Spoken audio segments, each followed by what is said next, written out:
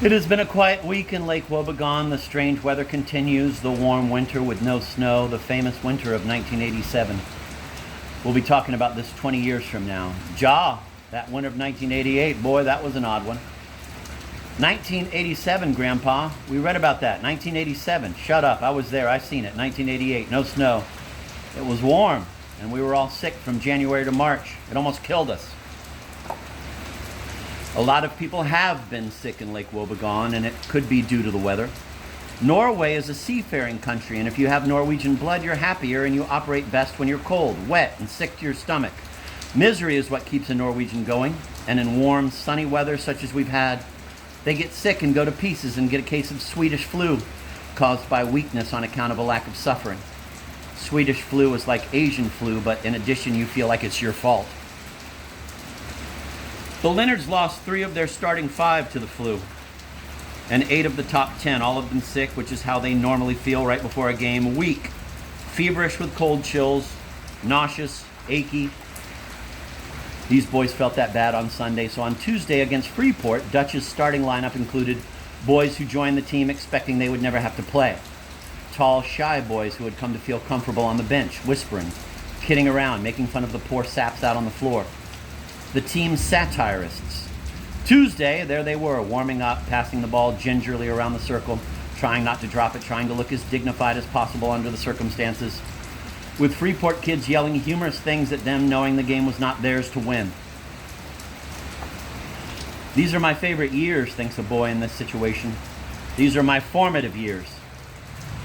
And tonight will help shape the rest of my life.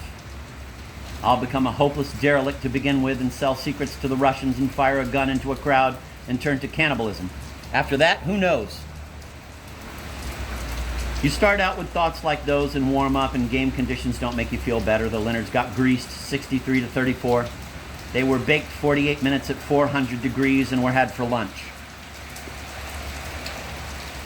On the long way home, they came down sick with the flu, a busload of nauseous Leonards and their faint-hearted fans on an overheated bus with bad suspension swaying back and forth, barreling 65 miles per hour down that bumpy old tar road and the railroad tracks up ahead. They knew when they bounced up something wouldn't come down, and just before they hit, a satirist yelled, "Train coming!"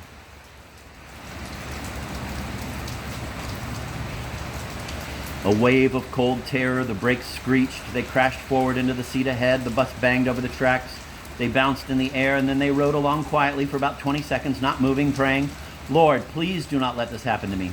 What is going to happen right now? This is what comes from having a warm winter." Harold and Marlis Diener were sick in bed, so was their dog, but not as sick as them. They lay side by side with headaches, fever, vomiting, diarrhea, a whole new dimension to their marriage. Ordinarily, one person is sick and the other one is the kind, sympathetic, helpful Christian person. But with both of you down in bed, you just lie there and look at each other with mounting disgust, your true love looking as awful as you feel, romance receding into the dim corners of memory, and your stomach sinks. And then it rises. They lay in the tangled swamp of flu for a day and a half. Marlis's mother came and helped, and then she was sick, so Marlis dragged herself out to make breakfast for the kids and got them off to school, and then she lost track of time. She lost track of school, of society, and the idea of parenthood, and went away into the depths of flu, where a person ceases to be an American, where you join the ancient tribe of hairy, low-browed people who hunker around a cold fire and chew on rancid elk and moan to each other in a dry white tongue. We put you up. She lay in the twisted bedclothes, dozing off, waking up, sweaty, weak, dreaming short, fast, horrible dreams about falling and falling through the air and turning around and around, jumping out of bed and running to the toilet, back to bed, sleep, boys jump on you and hit you in the stomach, up out of bed, run. Later, not sure what time it was, she got up and went to the kitchen. It was dark outside, but this is February in Minnesota. Darkness is normal. She snapped on the kitchen light and turned it off. A mess like that, you don't want to see when you're sick. It looked like the cupboards had blown up. It looked like the fall of Rome. Then she heard a hissing sound from the living room, like a gas leak, but worse. Like that scene in It Came Up the River about mutant eel pout changed by radioactive wastes from the power plant into immense, slithering, damp, carnivorous monsters who invade Metroville one Friday night. This was the sound the eel pout made from their immense wicked mouths, full of lurid, bluish, radioactive light as they slithered along. The living room was dark except for the TV. The screen was blank. The sound was turned up high. And there on the floor, in a mess of blankets and empty pop cans and cereal boxes, lay her 3 kids asleep, their mouths open, their lips crusted with sugar. A living nightmare of what happens when a family falls apart.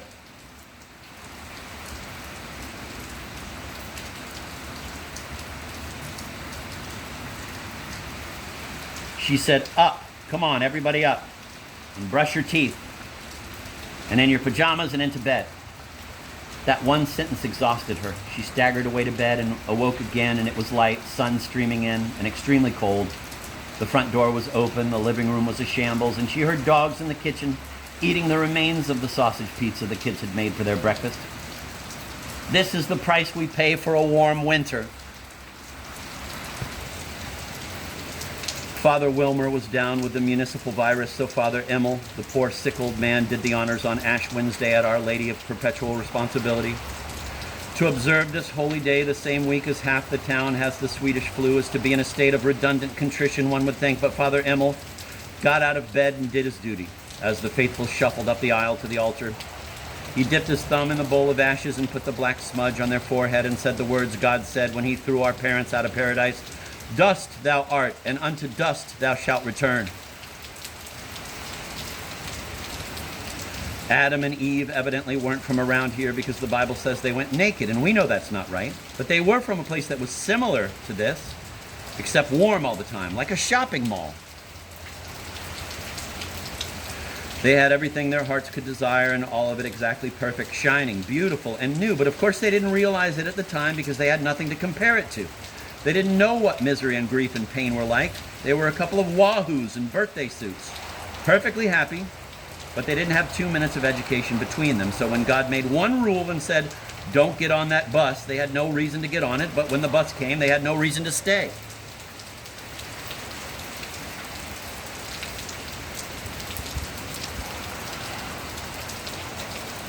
It was a long silver bus with a shiny apple on the side that said Minneapolis, driven by a rather handsome snake, his brown hair slicked back, wearing a little snake mustache and a brand new suit. He glanced at them with a gleam in his eyes and said, "Minneapolis, step right up. Bright lights, smart, sophisticated people, artists. You're going to love it. Yether, yether, board." They had no reason not to get on the bus except that God had told them not to go. But what did that mean? Adam and Eve didn't understand no. Paradise was the land of yes. There was no negative around there anywhere. So Adam looked at Eve with her naturally curly hair, and she looked at him in his green feed cap that said, "Let there be light," and he said, "Well, I don't know." She didn't know either. Serpent said, "Hurry, hurry, hurry, hurry, step right up and put those adult tickets aside. Everybody comes in on the children's price of admission. Free, folks, it's absolutely free." "Well, they were children to begin with," she said. "You want to eat that apple?" "Well, not particularly, but I suppose I could. It's up to you." She said, "Well, if you don't want to, that's all right." And he said, "I'm not saying I wouldn't. It's not important to me either way." And she said, "Same here. I could go or not. Either one is fine." And he said, "Well, as long as you want to go, then I'll come too. I don't want to spoil your good time.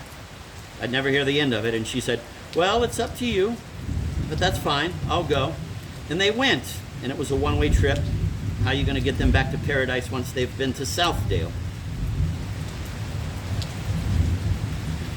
Darlene went to Minneapolis to find her destiny and to find her husband Arlen so she could divorce him. They were married in 1971, and he left home in 1976 for the bicentennial. So she had him for 5 years and was without him for 10. The decade seemed better to her, lonesome but cheerful. For a long time, however, Darlene wondered.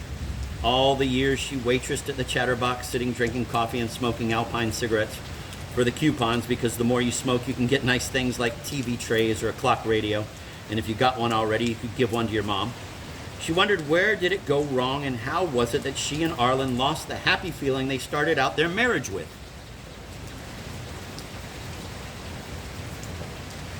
It might have been when she served him the Szechuan chicken. She'd never made it before. But he was tired of what she'd been making, so she tried a new recipe and bought some unknown spices and used more garlic in one day than she'd used in 6 years.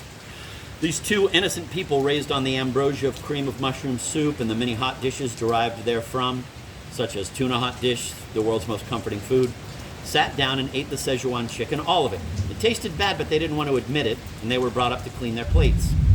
And afterward, they lay down and moaned. Nothing seemed the same after that.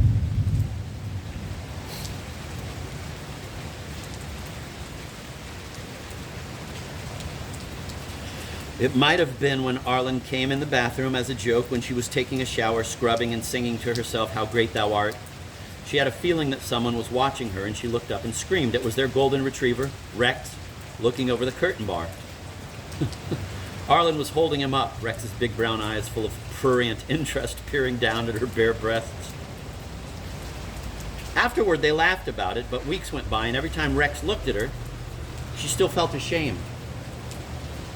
He looked at her through half-closed eyes, leering. "I know you," he seemed to say.